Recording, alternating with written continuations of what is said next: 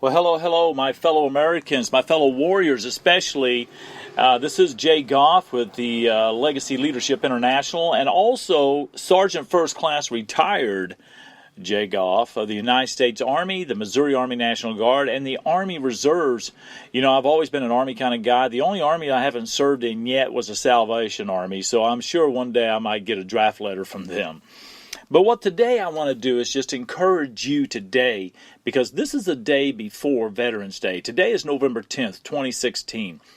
November the 11th, as is every year, otherwise known as Armistice Day, is a day that we stand up and we salute our veterans and we bow our heads in remembrance for each and every person who has not only sacrificed their life by giving the ultimate sacrifice, but those who are still living, who still bear the wounds of the memories of the battle scars that they still carry with them. I've been with the military for 26 years, guys. 26 years I served between all three branches of the Army. And I've seen stuff, I've done stuff, I've got my memories, but I've got some fantastic memories. And one of those memories is this. I had an opportunity to do what so many people can't experience or don't experience, and that is I got to serve my country. I got to do something for my nation, the nation that I love so much. In today's volatile environment with our elections, we just finished up the 2016 elections. We have a new president going to take his office in January with Donald J. Trump, who defeated Hillary Clinton. And this is not a political statement or anything. But we now have a new leader in office. And as Americans, we the people, despite who it is you voted for, need to stand up and support our leaders. Leaders cannot do all that they are required to do and all that we need them to do if they don't have the support of the American people. So we have to stand up and set aside our differences. I want to encourage you today. Something I'm going to be doing tomorrow morning. Tomorrow morning at 9 o'clock in Republic, I'm going to be speaking to their elementary school, and I'm going to be speaking to some veterans who are going to be gathering there tomorrow morning. If I can still squeeze in my dress blues uniform, that's what I'm going to wear. Otherwise, I'll be wearing a suit and tie. But I'm going to go there and I'm going to represent my fellow men and women, past, present, and future warriors. In my speech, but I'm also going to be encouraging our young people and our teacher and identifying who the heroes are among us, and that we all can be an everyday hero. We should be an everyday hero, because here's what I know. We got to stop depending on our leaders to guide us and to tell us what to do, our national and our state leaders. Instead, we the people, as it says in the Constitution, need to become the leaders. We need to become the leaders of our own lives. Start leading our life rather than just living and waiting for someone else to come in and rescue us. We can do far more and far greater than we give ourselves credit for. But we've gotten so dependent on someone else coming in, stepping in, and leading us. We've got to break that dependency and become more interdependent. We need government. We need government, but we don't need government dictating everything we do. We are in control of our destiny. Our decisions and what we do determines our destiny. What we do today, based upon the decisions we make, will determine our destiny, not somebody else's agenda for our life. You know, it doesn't matter what our elected leaders do. Rather, it matters more what we, the people, do.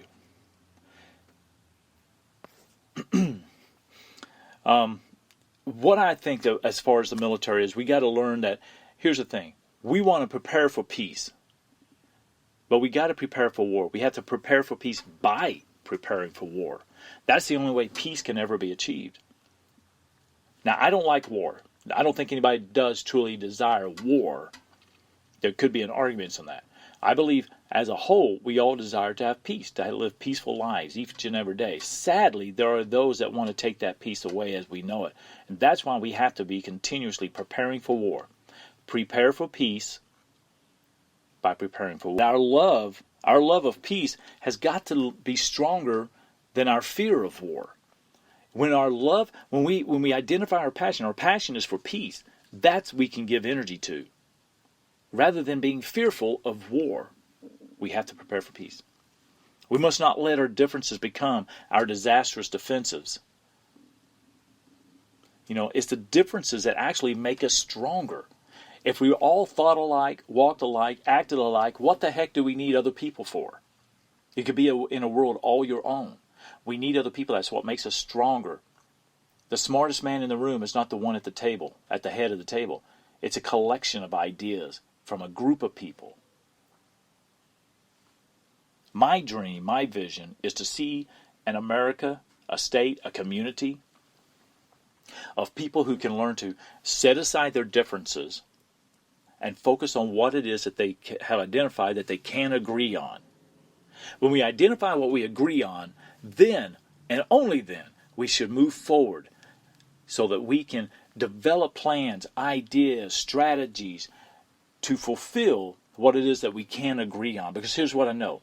Either side of the aisle, whether you're a Democrat, you're Republican, you're Libertarian, you're Green, you're Independent, whatever, if you come together and work on a project that you both can agree on, you'll start developing trust, you'll develop a relationship, you'll get to know each other, you'll make that connection.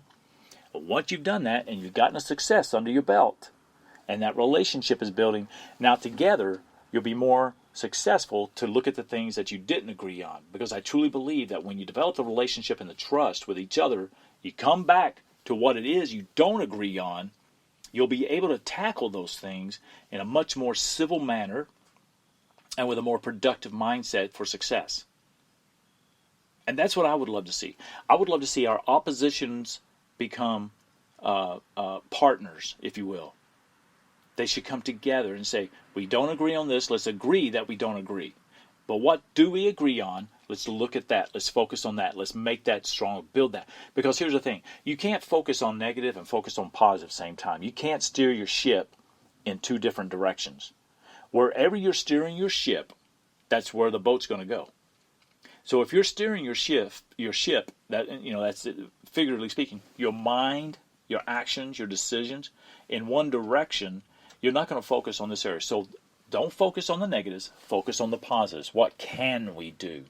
Don't say what can't we do, but what can we do? We want to make a stronger America. So we need to start identifying what is strong about us and build up on that.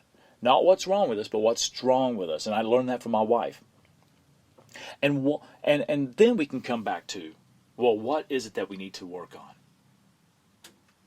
Now that may be a pipe dream to some, but I believe it's a reality when two people, two organizations, two parties can come together and say, you know what? Let's set aside our differences. Let's focus on what we can do, what we can agree on, and let's start building up a relationship. We have become, ladies and gentlemen, a divided states of America. And we need to learn how we can become united once again. That's not saying you need to agree with everything I agree on, and that's definitely not saying I'm going to agree with everything that you believe in.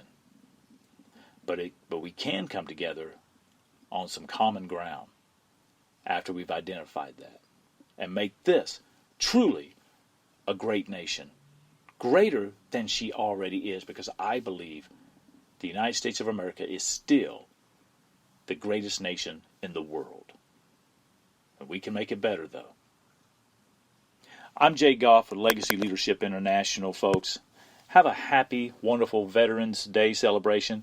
Salute a vet, thank a vet, shake a vet's hand, let them know how much you appreciate them. And let's make this a wonderful, wonderful next 4 years and beyond.